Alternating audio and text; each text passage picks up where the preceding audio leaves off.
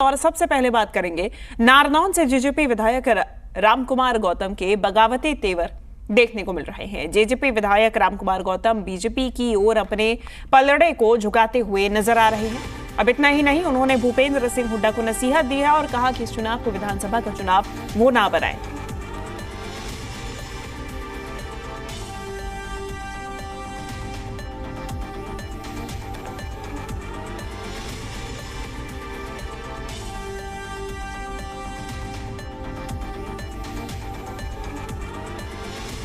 नारनौल से जेजेपी विधायक रामकुमार गौतम हमारे साथ हैं। तमाम सियासी पहलुओं पर इनसे बातचीत कर लेते हैं। गौतम जी, पहला सवाल यही कि जिस हिसाब से लोकसभा चुनाव का माहौल चल रहा है, किस तरह से इसको देखते हैं और क्या कहना चाहेंगे? लोकसभा का चुनाव तो चल ही रहा है, उसके बारे में क्या कहूँ। मुकाबले हैं यहाँ तो, इसमें हरियाणा में तो, बाकी देश में तो, देश का तो यही खबर है कि भाई बीजेपी पावर में आएगी। लेकिन आपके समर्थन की ऊपर जिस तरह से कार्यकर्ताओं की भी नज़र थी और आपके बयान को लोग सुनना चाहते थे, तो किस पार्टी की तरफ आपका झुकाव जो है रहने की उम्मीद है, या क्या संदेश कार्यकर्ताओं के नाम देना चाहते हैं? देखिए, मैं तो जितने भी उम्मीदवार हैं, जो जिसको वोट देना चाहे उसको दो। अब कैंडिडेट तो जजप्पा का भी खड़ा है, इसके दुष्यंत की माँ खड़ी है। दुष्यंत यहाँ से एमपी रहा है, उसका अच्छा रोल रहा, डिप्टी चीफ मिनिस्टर था, उसके पिताजी एमएलए एमपी रहे। पॉलिटिकल परिवार है, अगर कोई उनको वोट देना चाहे तो दो। कोई मायावती जी है, गरीबों की हमदर्द है, उसने भी कैंडिडेट खड़ा कर रखा है, उसको कोई देना चाहे उसको दो। ओम प्रकाश चौटाला जी का राज रहा यहाँ, जो उसके फैन हैं कोई, उनको वोट देना चाहते हो। वो लड़की भी दौलतपुर की है, उसको दो। कोई ये भी दरौली की है, ये नैना भी। और भाई कोई कांग्रेस पार्टी का सारे जानते हैं, पुराना प्लेयर है, 3 बार तो एमपी रहा, 2 बार एमएलए रहा और मिनिस्टर भी रहा सेंटर में। जाना पहचाना आदमी को उसको देना चाहे उसको दो। कोई रणजीत चौटाला बीजेपी का उम्मीदवार है, को उसको देना चाहता है उसको दो। मैं तो किसी के लिए वोट की अपील नहीं करने आ रहा, भाई किसको अपील वोट दो। मैं तो देश के हालात मैंने बताए, अभी जो प्रेस कॉन्फ्रेंस की, देश के हालात ऐसे हैं इस वक्त, क्योंकि जो ये इंडी गठबंधन है, इसमें तो ऐसे ऐसे अनेक लोग हैं जिनका देश से भी कोई लेना देना नहीं है, जो धर्म को भी का भी मजाक उड़ाते हैं, हिंदू धर्म का भी। और केजरीवाल जैसे लोग भी हैं इसमें इंडी में। अब केजरीवाल को आपने देखा है, ये तो जिसके साथ दोस्ती करता है उसी को खा जाता है। अन्ना हजारे जी को धोखा दिया, कुमार विश्वास, शांति भूषण जी थे लॉ मिनिस्टर देश के पहले, अब उन्होंने 1 करोड़ तो वाइट में दिया था। बड़े काबिल आदमी थे, वहीं रहते थे धरने पे, उनको पता था राज आएगा, उनको धोखा दिया। आशुतोष को, योगेंद्र यादव को, कपिल शर्मा को, किसी के प्रति सिंसियर तो है नहीं, अच्छा आदमी नहीं है। और ये सिख फॉर जस्टिस का ये गुरुपतवंत जो पन्नू है, इसने एलिगेशन लगाया था कि हमारे साथ धोखा किया, इसने 1300 करोड़ रुपए ले गया। उसने किसी ने कहा था कि $16 मिलियन ले गया, एक भुल्लर है कोई आतंकी खालिस्तानी, उसको छुटाने के लिए। तो SYL के बारे में भी खिलाफ बोला है, हरियाणा के भी खिलाफ बोला है।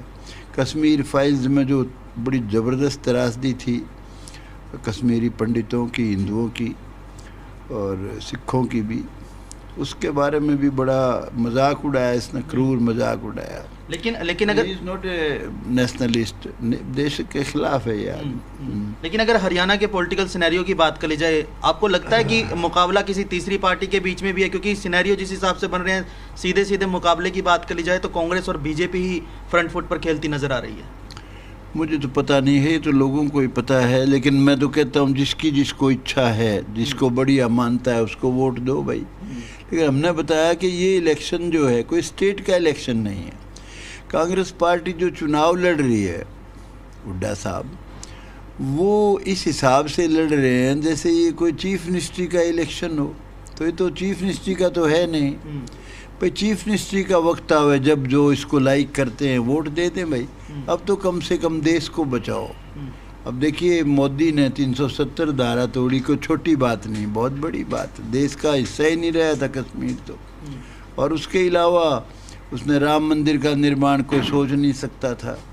और ये 3 तलाक का था, बड़े खून की नदियां बह जाएंगी हमारे धर्म में हस्तक्षेप किया। तो कई काम ऐसे किए हैं, हमारे महिलाओं के लिए आरक्षण किया है 33%, और भी बहुत काम किए।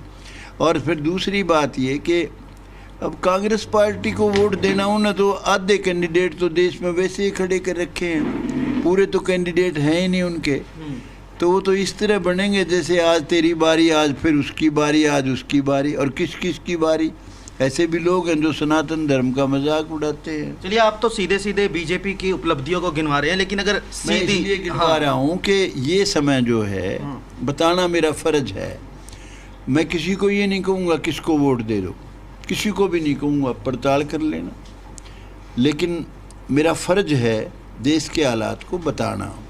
इस समय देश का बड़ा गौरव बढ़ा है इन 10 साल में, राज तो पहले भी रहे हैं। लेकिन आप जिस हिसाब से कह रहे हैं कि भूपेंद्र सिंह हुड्डा ने ये इलेक्शन जो है एक तरह से यूं बना दिया कि असेंबली का इलेक्शन हो, मुद्दे इस तरह के गिनवा रहे, तो आपको लगता है कि उनका फ्यूचर है? उसके लोगों ने ये चुनाव इस तरीके से लड़ रहे हैं। हुड्डा साहब का भाषण सुना था मैंने कल भी, यूट्यूब पर आया हुआ था।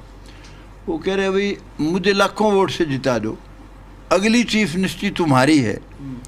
मैं ये कहता हूँ भाई तेरी चीफ मिनिस्ट्री के वक्त ताकत लगा लेना।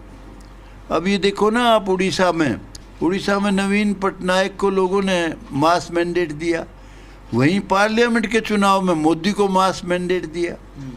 तो भाई अब तो कम से कम इसको अपना इशू ना बना। अब तो जो बनेंगे, तेरा राहुल की भी तसल्ली नहीं बनेगा कि नहीं, आप तो बनते नहीं कुछ भी। आपकी चीफ मिनिस्ट्री का समय आवे उस समय आप ताकत लगाना पूरी। लेकिन आपका पुराना तजुर्बा रहा है राजनीति का, लगता है ये कांग्रेस वाले एक मंच पर आ जाएंगे? क्योंकि शैलजा लग जिस हिसाब से परफॉर्मेंस दिखा रही है, हुड्डा तो वहां पर प्रचार के लिए भी नहीं पहुंचे। देखिए आगे की बात जो आप कह रहे हो वो तो आगे की बात का तो आगे वाले समय में ही जवाब दूंगा। आगे क्या होगा, क्या हालात बनेंगे उसका नहीं पता है। आज तो इनडेफिनिट है हर चीज़। अब खट्टर साहब को तब्दील किया, किसी को पता थोड़ी था कि उनको तब्दील करेंगे। तो खट्टर साहब को तब्दील करने का फायदा मिलेगा, नुकसान? नहीं, खट्टर साहब को तब्दील इसको जो बनाया है, अगर इसको काम करने दिया चीफ मिनिस्ट्री का, इसको पूरा अगर ताकत दी तो इसका लाभ हो सकता है। खट्टर साहब तो पावर में रहेंगे ही, वो तो कोई बात है ही नहीं। खट्टर साहब तो सेंटर में जाएंगे, वहाँ भी पावर, यहाँ भी पावर, ये तो कोई बात नहीं। लेकिन ये अगर सूझबूझ से काम नहीं करेगा, अगर खट्टर साहब की मोर बन के काम करेगा तो कोई लाभ नहीं होगा इसका। आपकी बात कर लेते हैं, जेजेपी की बात कर लेते हैं। जेजेपी को किस तरीके से देखते हैं? क्या उनका कुछ फ्यूचर लगता है आपको? हालांकि आपके रास्ते तो आपने बताया कि शुरू से अलग हो गए थे, लेकिन फ्यूचर किस हिसाब से देखते हैं? लोकसभा के बाद विधानसभा चुनाव भी नज़दीकी हैं। मुझे नहीं पता इसका, तो उन्हीं से पूछो, क्या या लोगों से पूछो जिनने वोट देनी है किसी ने। मेरा तो कोई कनेक्शन है नहीं, मेरे से क्या सवाल पूछते हो? लेकिन कुछ लोगों के उन्होंने नोटिस दिए हैं, कुछ एमएलएस को, 2 एमएलएस को सीधे सीधे नोटिस दिए हैं। उन्होंने मंच शेयर किया था जिनमें एक जोगीराम आपके पड़ोसी ही हैं, मतलब बरवाला से हैं, आप नारनौल से हैं। वो भी सवाल उन्हीं से पूछो, मेरे से क्या पूछना। लेकिन अगर ऐसा है, हाँ, वो तो जिस हालात में वो उनको नोटिस दिया है, उनकी क्या मंशा है, उनकी खुद की क्या मंशा है जोगीराम की, रामनिवास की। रामनिवास तो बहुत दिन से ही मेरे साथ ही था, हम इकट्ठे ही थे। वो तो उनके पास गया भी नहीं, 1 साल के बाद तो उसका बोलचाल भी नहीं थी कुछ। तो दोनों के रास्ते अलग होने के पीछे का असल कारण क्या था? लोग तो ये सोचते हैं कि शायद मंत्री पद आपको नहीं मिला इसलिए आपने रास्ता तय कर लिया अलग, लेकिन वास्तविकता क्या थी गौतम जी? मंत्री पद का तो मेरे से बेचारों ने कोशिश बहुत की मुझे मंत्री बनाने की, कोई गुनाह नहीं है उनका। लेकिन वो 1-2 दिन में बात ख़त्म हो गई हमारी। बाद में कोशिश की उन्होंने, ये नहीं कि उन्होंने कोशिश बहुत की, थोड़ी नहीं, लेकिन मुझे कोई अच्छा लगे ही नहीं कि मेरा कोई कनेक्शन नहीं है, मेरे जीवन में कनेक्शन कोई नहीं है, पहले दिन ही कह दिया था मैंने। चलिए, रामकुमार गौतम की अब अगली तैयारी क्या है? विधानसभा में किसी पार्टी की तरफ रुख रहेगा अलग? अभी कुछ नहीं, अभी बिल्कुल अपने घर में बैठा हूँ और भाई समय बलवान है, उसका नहीं मुझे पता, लेकिन मेरा कोई इरादा नहीं किसी तरह का भी।